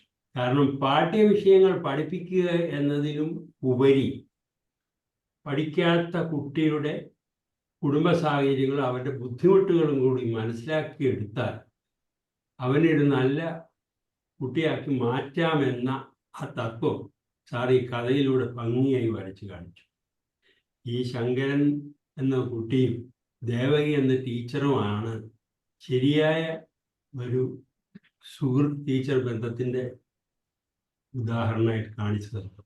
കാരണം പാഠ്യവിഷയങ്ങൾ എംബോഷൻ എഴുതി എങ്ങനെയും പഠിപ്പിക്കുക എന്ന് പറയുന്ന കാര്യമാണ് ടീച്ചർമാർ ചെയ്യുന്നത്. അതല്ല, ഏത് സാഹചര്യത്തിലാണ് ഈ കുട്ടി പഠിക്കാതെ പോകുന്നത്, അവൻ്റെ കുടുംബ പ്രശ്നങ്ങളുണ്ടോ എന്ന് മറ്റുള്ള കാര്യങ്ങളൊക്കെ മനസ്സിലാക്കാൻ ആത്മാർത്ഥമായ ഒരു ശ്രമത്തിലൂടെ ഒരു ടീച്ചർക്ക് സാധിക്കും എന്നത് വളരെ ഭംഗിയായി ഇവിടെ ഉലകണ്ണൻ സാറ് വരച്ചു കാണിച്ചിട്ടുണ്ട്. പിന്നെ കഥയിൽ തന്നെ കുടുംബ ബന്ധങ്ങളുടെ ഊഷ്മളത അളക്കാനുള്ള ചില കാര്യങ്ങൾ പറഞ്ഞു. ശങ്കർ ദേവകി ടീച്ചറെ വിളിച്ചപ്പോൾ ദേവകി ടീച്ചറുടെ ഭർത്താവ് പറഞ്ഞു അവൾ ചത്തുപോയി. അപ്പോൾ അവിടുത്തെ ഒരു കുടുംബ ബന്ധവും ഇത് ഇവിടെ മനസ്സിലാക്കാൻ കഴിയും. അപ്പോൾ ഏതായാലും ടീച്ചറുടെ ഈ ഉലകണ്ണൻ സാറിൻ്റെ ഈ കഥ വളരെയധികം ചെറിയൊരു കഥാതന്തുവിലൂടെ കുട്ടി ടീച്ചർ ബന്ധത്തിൽ ഉണ്ടാകേണ്ട കുറെ കാര്യങ്ങൾ നമുക്ക് മനസ്സിലാക്കി തന്നു. അഭിനന്ദനം കണ്ടിച്ചു ഉലകണ്ണൻ സാറിന് അഭിനന്ദനം. Thank you sir. അധ്യാപകർ എന്ന് പറയുമ്പോൾ തീർച്ചയായിട്ടും രണ്ടാമത്തെ തലത്തിലുള്ള പേരൻസ് അല്ലെ, പക്ഷേ പേരൻസിനേക്കാളും മനോഹരമായി പേരൻസിന്റെ ആഗ്രഹങ്ങളെ കംപ്ലീറ്റ് ചെയ്യാൻ സഹായിക്കാൻ പറ്റുന്ന വ്യക്തിത്വങ്ങളാണ് അധ്യാപകർ എന്ന് പറയുന്നത്. അത് ടീച്ചറാണെങ്കിലും ആണാണെങ്കിലും പെണ്ണാണെങ്കിലും. അപ്പൊ അങ്ങനെയുള്ള ഒത്തിരി പേരുടെ ഇൻഫ്ലുവൻസ് ആണ് ഒരുപക്ഷെ നമ്മളാക്കുന്നത്. ചില അധ്യാപകർ അത്രമാത്രം കെയറിങ് ആണ്. ചിലവരെ ഉപദ്രവിക്കുകയും അടിക്കുകയൊക്കെ ചെയ്യും, പക്ഷെ അതും സ്നേഹത്തിന്റെ ഭാഷയിലാണ് എന്ന് തിരിച്ചറിയണമെങ്കിൽ കുറെ കാലം കഴിയണം. അപ്പൊ നമുക്ക് സ്വല്പം അല്ലേ, നമ്മളിപ്പോൾ ഓർത്തിരിക്കുന്ന എല്ലാ അധ്യാപകരും നമ്മളെ അത്യാവശ്യം തല്ലുകയോ അടിക്കുകയോ ചെയ്തവരെ ആയിരിക്കും കൂടുതൽ ഓർത്തിരിക്കുന്നത്. കാരണം അവിടെ ഒരു ഇമോഷണൽ പാർട്ടുണ്ട്. അങ്ങനെ അല്ലാത്തവര് തീർച്ചയായിട്ടും സ്നേഹത്തിന്റെ ഭാഷയിൽ ഓർക്കാൻ പറ്റുന്ന ഒത്തിരി അധ്യാപകർ. അങ്ങനെ തരംതിരിക്കാം. ചിലവരൊക്കെ അധ്യാപനത്തോടൊന്നും താല്പര്യമില്ലാത്തവരുണ്ട്. ഇപ്പൊ പലപ്പോഴും യൂണിയൻ അങ്ങനെയുള്ള ആക്ടിവിറ്റീസ് ഒക്കെ ചെയ്യുന്നവരുമുണ്ട്. പക്ഷെ എങ്കിലും നമ്മളുടെ അല്ലെങ്കിൽ മാതാപിതാക്കളുടെ ആ ഡിസൈൻ അല്ലെങ്കിൽ മനസ്സിന്റെ ആഗ്രഹത്തെ കൃത്യമായിട്ട് ഡിസൈൻ ചെയ്യാൻ പറ്റുന്ന വ്യക്തിത്വങ്ങളാണ്. അതായത് രണ്ടാമത്തെ പേരൻസ് ആണ്, രണ്ടാമത്തെ തലത്തിലുള്ള പേരൻസ് ആണ്. തീർച്ചയായിട്ടും അവർക്കൊരു വലിയ ഹാറ്റ്സ് ഓഫ്. പ്രത്യേകിച്ച് നമുക്കറിയാം ഈ അടുത്ത മാസമൊക്കെ അധ്യാപകരുടെ ദിനമൊക്കെ കടന്നു വരുമ്പോൾ ഒത്തിരി മാതൃകൾ ഞാനിപ്പോഴും ഓർക്കുന്നു. ഇപ്പം പമനമ്മ പറഞ്ഞ പോലെ ചൂരൽമലയിലെ ആ അധ്യാപകൻ, ആ പ്രധാന അധ്യാപകന്റെ കരച്ചിലൊക്കെ മനസ്സിൽ നിന്ന് ഇപ്പോഴും മാറുന്നില്ല. എത്ര സങ്കടമാണ് സ്കൂളിനെ കുറിച്ചൊക്കെ പറയുന്നത്. Okay, thank U. വേറെ ആർക്കെങ്കിലും എന്തെങ്കിലും ഷെയർ ചെയ്യാനുണ്ട്? ജോർജ് സാർ ഉണ്ടോ? George sir. ഇല്ല. ഉലയൻ സാർ കൺക്ലൂഡ് ചെയ്യും. സാറിന്റെ സാർ ഞാൻ പറയാം. സാഹചര്യങ്ങൾ, കഥയെ. മോഹൻദാസ് സാർ പറഞ്ഞില്ല. Okay, please. അതേ ഇടയ്ക്ക് എനിക്ക് ബ്രേക്ക് ഒന്നേ ഉള്ളൂ. എന്നാൽ ആ ടീച്ചർ പിന്നെ സ്റ്റുഡന്റ് അതിലേക്ക് കിടക്കും. ആ ടീച്ചറുടെ കുടുംബത്തിലുള്ള കാര്യങ്ങളോട് പറയും. ഞാൻ 6ൽ പഠിക്കുമ്പോഴാണ് ടീച്ചർ ഉണ്ടായിരുന്നത്. ഭഗവതി അമ്മ ടീച്ചറാണ്. ആ ടീച്ചർക്ക് എന്നോട് വലിയ കാര്യമായിരുന്നുള്ളത് പിന്നെയാണ് ഞാൻ അറിയുന്നത്. കുറെ വർഷം കഴിഞ്ഞ് ഞാൻ 3D പഠിക്കുമ്പം അവർ എൻ്റെ വീട്ടിന്റെ തൊട്ടടുത്ത വീട്ടിലേക്ക് അവർ വാടകയ്ക്ക് താമസത്തിന് വന്നു. അപ്പോഴാണ് കുറച്ച് അവിടെ ആ ടീച്ചർ ഒരു വെഡിങ് ഡേയുടെ ഇതാണ് തോന്നുന്നത് എടുത്തു വന്ന സാരി കാണിച്ചിട്ട് കുട്ടികൾ പറഞ്ഞിട്ടുണ്ട്, ഭർത്താവിന്റെ വിവാഹ സമ്മാനം എന്നുള്ള രീതിക്ക് പറഞ്ഞിട്ട്. അത് മാത്രമേ ഞാൻ കേട്ടിരുന്നു. വർഷങ്ങൾ കഴിഞ്ഞ് അവർ നമ്മുടെ വീടിനടുത്ത് താമസിക്കുന്നപ്പോഴാണ് അറിയുന്നത് അവരുടെ ഭർത്താവ് വേറെ ഒരു ഭാര്യയും കുടുംബവും വേറെ ഉണ്ട്. ആ പശ്ചാത്തലത്തിലാണ് ആ ടീച്ചർ സ്കൂളിലേക്ക് വരുന്നതും മറ്റു കുട്ടികളെ പഠിപ്പിക്കുന്നതും. അവർക്ക് 2 കുട്ടികൾ, ഒരു മോനും മോളും ഉണ്ട്. അതെല്ലാവർക്കും നല്ലതല്ല. പക്ഷെ ആ ടീച്ചർ ഇപ്പോഴും കഴിഞ്ഞ ദിവസം ഞാൻ എന്താ പറഞ്ഞാൽ വീൽ ചെയറിലാണ് ഇപ്പോൾ. മോള് റിട്ടയർ ചെയ്യുന്നുണ്ട് പിന്നെ പോളിടെക്നിക്കിൽ നിന്ന്. അപ്പോൾ ആ ദിവസം ഞാൻ അറിഞ്ഞിട്ട് ടീച്ചറുടെ വീട്ടിൽ പോയി കണ്ടു. ടീച്ചർക്ക് സംസാരിക്കാൻ മാത്രമേ ഇല്ല, ആളെ തിരിച്ചറിഞ്ഞു. ഇടയ്ക്ക് ഇരുന്ന് പറഞ്ഞു, എനിക്ക് ഏറ്റവും ഇഷ്ടപ്പെട്ട ഒരു കുട്ടിയാണ് ഇവൻ എന്ന് ഇതിനു മുമ്പ് ഒരു എത്തുന്നതെന്ന് പറഞ്ഞു. വളരെ ക്യൂട്ടായിട്ടുള്ള ഒരു പയ്യൻ എന്നൊക്കെ പറഞ്ഞിട്ട് അന്ന് പറഞ്ഞത്. അപ്പം ടീച്ചറുടെ കുടുംബജീവിതം വേറാണെങ്കിൽ പോലും അവര് പഠിപ്പിക്കുന്നതിലും മറ്റു കുട്ടികളുടെ അവിടെ സ്വന്തം കുട്ടികളെ പോലെ കാണുന്നതും ഉള്ള ആ ഒരു ചിന്തയിലേക്ക് അല്ലെങ്കിൽ ആ ഓർമ്മയിലേക്ക് വളരെ സന്തോഷമുണ്ട്. നല്ല രീതിക്ക് പ്രസന്റ് ചെയ്തു. എന്താ പറഞ്ഞാൽ സൈക്കോളജിക്കൽ എഫക്ട് ഉണ്ടായിരുന്നു. Thank you sir. Maulana sir, ഒരു ചോദ്യം ഞാൻ ചോദിക്കട്ടെ സാറിനോട്? മറ്റൊന്നുമല്ല, ഒരുപക്ഷെ ഈ ടീച്ചർ വിവാഹം കഴിക്കുന്നതിന് മുമ്പേ ടീച്ചർ ആയിരുന്നിരിക്കും. അപ്പോൾ ഈ ടീച്ചറുടെ കുട്ടികൾ എന്ന് വെച്ചാൽ സ്വന്തം കുട്ടികളെ പോലെ കാണുന്ന ഒരു വ്യക്തിയാണെങ്കിൽ അതിനുശേഷം വന്ന ഭർത്താവിന് സ്നേഹം ലഭിക്കുന്നില്ലെന്ന് തോന്നൽ കൊണ്ടൊക്കെ ഒരുപക്ഷെ ഒരു എന്താ പറയുന്ന ഒരു നീരസം എന്ന് വെച്ചാൽ കുട്ടികൾക്ക് കൊടുക്കുന്ന സ്നേഹം ഒരിക്കലും ഭർത്താക്കന്മാർക്ക് കിട്ടുമെന്ന് വിചാരിക്കാൻ പറ്റത്തില്ല. അപ്പൊ അങ്ങനെ സ്നേഹം കിട്ടാതെ വന്ന അരസികനായി പോയ അല്ലെങ്കിൽ ഒരു നാർസിസ്റ്റിക് ആയ ഒരു ഭർത്താവിനെയാണോ സാർ കഥയിലൂടെ കാണിച്ചത് എന്നാണ് ഒരു ചോദ്യം. സാർ അത് പറഞ്ഞ് കൺക്ലൂഡ് ചെയ്യും. സാർ, ഇവിടെ ഈ ഭർത്താവിന് തൻ്റെ മക്കളോട് അല്ലെങ്കിൽ മകനോട് അമ്മ കൂടുതൽ സ്നേഹം കാണിച്ചു കൊടുത്താൽ അവർ വഷളാകുമെന്നൊരു തോന്നലാണ്. കൂടുതൽ കൊഞ്ചിച്ച് നിന്റെ സാരിൽ തുമ്പി വളർത്തേണ്ടതല്ല മകൻ. അവിടെ ഒരു വാക്ക് ചേർക്കുന്നുണ്ട് അയാൾ, എൻ്റെ മകൻ. ടീച്ചറുടെ ഉള്ളിൽ പറഞ്ഞു, പിന്നെ ഞാനാര്? അപ്പൊ ടീച്ചറെ തൊട്ട് തിരുമ്മി ടീച്ചർ എന്ന അമ്മയുടെ കൂടെ മക്കൾ നടക്കുന്നത് അച്ഛന് ഇഷ്ടമല്ല. കാരണം ആ കുട്ടികൾ വഴിപിഴച്ചു പോകുമെന്നുള്ള തെറ്റായ ധാരണയും കൊണ്ടാണ് അദ്ദേഹം നടക്കുന്നത്. പിന്നെ പറയുന്നത് ഈ മക്കളുടെ മുമ്പിൽ വെച്ച് ടീച്ചറെ പൂരത്തെറിയാണ് മലയാളത്തിൽ പറഞ്ഞത്. നിന്നോട് പലപ്പോഴും പറഞ്ഞിട്ടുണ്ട്. ആ കൊടുക്കുന്ന വാണിംഗ് കേട്ട് കേട്ട് മടുത്ത് അവരത് സ്റ്റോപ്പ് ചെയ്തു. അതിലാണ് ആ പയ്യൻ പറഞ്ഞത്, ഞാൻ ലീവിൽ വരുമ്പോൾ എൻ്റെ സന്തോഷങ്ങൾ എന്താണെന്നല്ല അമ്മ ചോദിക്കുക, അച്ഛൻ്റെ മുമ്പിൽ വെച്ച് അമ്മ ചോദിക്കുന്നത് നിന്റെ പഠനം എവിടെ എത്തി, നന്നായി പഠിക്കുന്നുണ്ടോ, നീ നല്ല മാർക്ക് വാങ്ങണം. അത് മാത്രമേ അച്ഛന് വേണ്ടൂ. അപ്പൊ അച്ഛനെ സന്തോഷിപ്പിക്കാൻ ഇങ്ങനെ പറഞ്ഞ് മകൻ അത് സ്വീകരിക്കാൻ തയ്യാറല്ല. അതുകൊണ്ട് അമ്മയെ പതുക്കെ അവൻ ഉപേക്ഷിക്കുകയാണ്. അപ്പൊ ആ മകനിൽ നിന്ന് കിട്ടേണ്ട സ്നേഹം അമ്മയ്ക്ക് കിട്ടാതാവുമ്പോൾ മറ്റൊരു മകനെ അമ്മ ദത്തെടുക്കുകയാണ് യഥാർത്ഥത്തിൽ മനസ്സുകൊണ്ട്. അവിടെ പങ്കുവെക്കൽ നടത്തണം. കാരണം സ്വന്തം മകനെ അച്ഛൻ മറ്റൊരു ജില്ലയിലേക്ക് മാറ്റിക്കളഞ്ഞു. അവൻ അവൻ പോയി ഡിസിപ്ലിൻ പഠിക്കട്ടെ എന്നാണ്. ഇപ്പൊ ഡിസിപ്ലിൻ ഇല്ല. അവിടെ വീണ്ടും ക്രൂഷ്യലായിട്ടൊരു പോയിന്റ്, അമ്മയുടെ മുമ്പിൽ അവൻ യാചിക്കുന്നുണ്ട്, അച്ഛനോട് ഒന്ന് പറയും, ഇനി ഞാൻ കുസൃതി കാണിക്കില്ല. അവിടെ അമ്മ നിശബ്ദയാണ്, ഒന്നും പറയാനോ കേൾക്കാനോ പറ്റില്ല. അപ്പോ അയാളെക്കുറിച്ചും അയാളുടെ ചിന്തയിലും മാത്രമാണ് ജീവിക്കുന്നത്. അതൊരു നാർസിസ്റ്റിക് പേഴ്സണാലിറ്റി തന്നെയാണ്. അപ്പൊ അമ്മയ്ക്ക് അച്ഛൻ ഒരു ഭാഗത്തും മകൻ വേറൊരു ഭാഗത്തും രണ്ടു തരത്തിലും അടുക്കാൻ പറ്റാത്ത അവസ്ഥയിൽ നിശബ്ദനായി പോവുകയാണ് ചെയ്യുന്നത്. ഇപ്പൊ അതായത് പ്രഭയല്ലേ അച്ഛന്റെ പറയുന്നത്, അഭാവത്തില് അമ്മയ്ക്ക് സ്വല്പം കൂടെ കെയർ ചെയ്യാമായിരുന്നു അല്ലേ?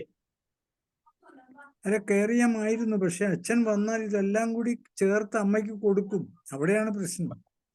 അവനെ ഒന്ന് ചേർത്ത് പിടിക്കാൻ പോലും അച്ഛൻ അനുവദിക്കില്ല. അതുകൊണ്ടാണ് ശങ്കരന് ചേർത്ത് പിടിച്ച് ഉമ്മ കൊടുക്കുന്നത്. രണ്ട് സമയത്തും നമ്മളോടത് പറയുന്നുണ്ട്. ശങ്കരൻ വീഴുന്ന ഓരോ വീഴ്ചയിലും അമ്മ പിടിച്ചെഴുന്നേൽപ്പിച്ച് അമ്മയ്ക്ക് കൊടുക്കാവുന്ന ഉമ്മ തിരുനെറ്റിയിൽ മോന് കൊടുക്കുന്നു. അവിടെ സ്നേഹം അങ്ങ് വഴിഞ്ഞൊഴുകയാണ്. അപ്പുറത്ത് കൊടുക്കാൻ കഴിയുന്നില്ല. കൊടുത്താൽ അച്ഛൻ ഇനി ഇതൊരു വാണിംഗ് ആണ് എന്ന് അച്ഛൻ പറയുന്നുണ്ട് ഒരിക്കൽ അമ്മയോട്. അപ്പൊ അച്ഛനെ അച്ഛനെ എതിർത്ത് സംസാരിക്കാനുള്ള കഴിവ് അമ്മയ്ക്കില്ല. ഞാൻ എന്തിന് ഈ ചതിയിൽ പെടുന്നത് എന്ന് പറഞ്ഞ് മാറി നിൽക്കുകയാണ്. പിന്നെ അധ്യാപനത്തിന്റെ കാര്യത്തില് സാർ, ഞാനൊരു 4 വർഷം ട്യൂട്ടോറിയൽ അധ്യാപകനായിരുന്നു. അന്ന് ഈ കുട്ടികളുടെ സ്നേഹം എന്താണെന്ന് അന്നാണ് ഞാൻ മനസ്സിലാക്കുന്നത്. അതിനിടയ്ക്കാണ് എനിക്ക് റെയിൽവേയിലേക്ക് കിട്ടുന്നത്. അപ്പൊ എൻ്റെ പ്രിൻസിപ്പൾ പറഞ്ഞു, നമ്മുടെ സാറിന് ഹൃദ്യമായിട്ടൊരു സെൻഡ് ഓഫ് കൊടുക്കണം.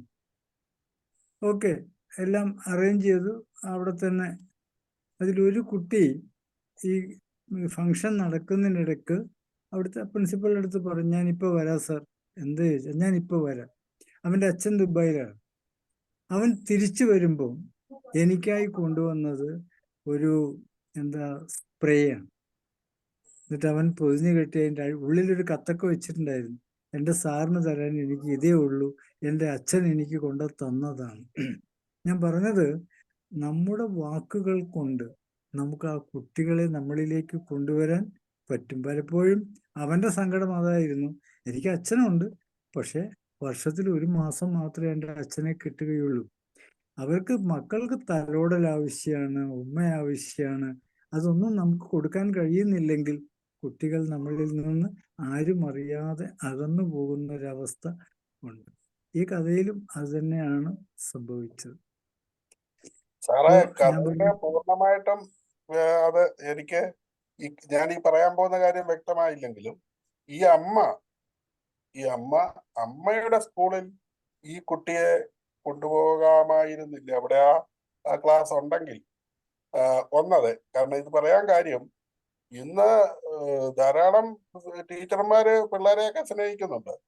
പക്ഷെ തങ്ങളുടെ കുട്ടിയെ വേറെ ഉന്നത അല്ലെങ്കിൽ എയ്ഡഡ് സ്കൂളിൽ പഠിപ്പിക്കുന്ന ടീച്ചർ അൺഎയ്ഡഡ് സ്കൂളിൽ വിട്ടായിരിക്കും തൻ്റെ കൊച്ചിനെ പഠിപ്പിക്കുന്നത്. അതിൻ്റെ അകത്ത് ഈ നീതിബോധമൊന്നും എനിക്ക് ദർശിക്കാൻ പറ്റുന്നില്ല. പിന്നെ ഈ കൊച്ചിനെ കൂടെ അവിടെ കൊണ്ടുവന്ന് ചേർത്ത് പിടിച്ച് അപ്പൊ കൂടെ പഠിക്കുന്ന പിള്ളേരുടെ നിലവാരവും കൂടി ഇതിൻ്റെ അകത്ത് ഇപ്പൊ കഥയിൽ അത് വ്യക്തമല്ല, അങ്ങനെ ആയിരുന്നു എന്നുള്ള അറിഞ്ഞുകൂടാ. സാർ അത് എന്ത് വേണേലും വ്യാഖ്യാനിക്കുകയോ പറയുകയൊക്കെ ചെയ്യാം. എങ്കിൽ പോലും ഇന്ന് കാണുന്ന ഒരു വലിയ ഒരു സംഗതി അതുകൂടെ ഉണ്ടെന്ന് എനിക്ക് തോന്നിപ്പോകുന്നുണ്ട്. ഈ ടീച്ചർമാരൊക്കെ ഭയങ്കര സ്നേഹസമ്പന്നയാണ്. കൊച്ചിന് ചോറ് കൊടുക്കും, ചിലര് ബാഗും പുസ്തകമൊക്കെ വാങ്ങിച്ചു കൊടുക്കും, ഒക്കെ നല്ലത് തന്നെ. എന്നിട്ട് ഈ പിള്ളേരോടൊപ്പം ഇരിക്കാൻ ടീച്ചറിന്റെ കൊച്ചിനെ കൊണ്ടിട്ടില്ല. അതൊരു വലിയ കുഴപ്പം തന്നെയായിട്ടാണ് എനിക്ക് തോന്നുന്നത്. ഓക്കെ, ശരിയാണ് സാർ, ഞാനത് സമ്മതിക്കുന്നുണ്ട്. പക്ഷെ തൻകുഞ്ഞെപ്പോഴും അതിനൊക്കെ അതിൻ്റെതായ കാരണങ്ങളുണ്ടല്ലേ? Okay okay, thank you. ഈ കഥ അവതരിപ്പിക്കാനുള്ള ഒരു സാഹചര്യം കിട്ടിയതിൽ വളരെ കഥയുടെ സന്തോഷം. കഥയുണ്ടായ പശ്ചാത്തലം കൂടെ സാറിന് വേണേ പറയാം. ഏത് സാർ?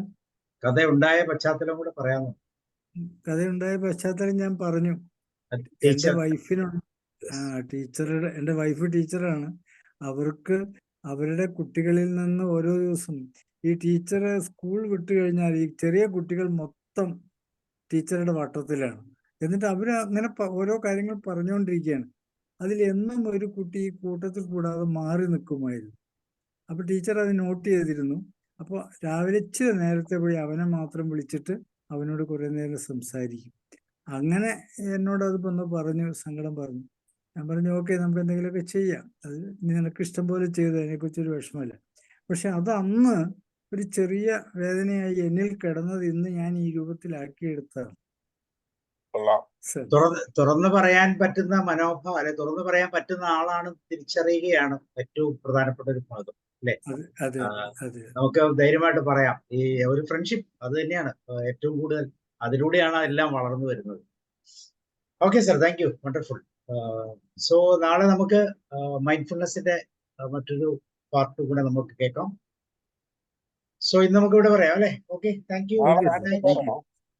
നാളെ എല്ലാവരോടും നന്ദി. നാളെ എല്ലാവരോടും ആന്റണി നന്ദി. സാറല്ല, നാളെ നമ്മുടെ Elango sir, Elango sir. Ilango. Okay okay. Good night. Thank you, sir, once again. Good night. Okay. ഈ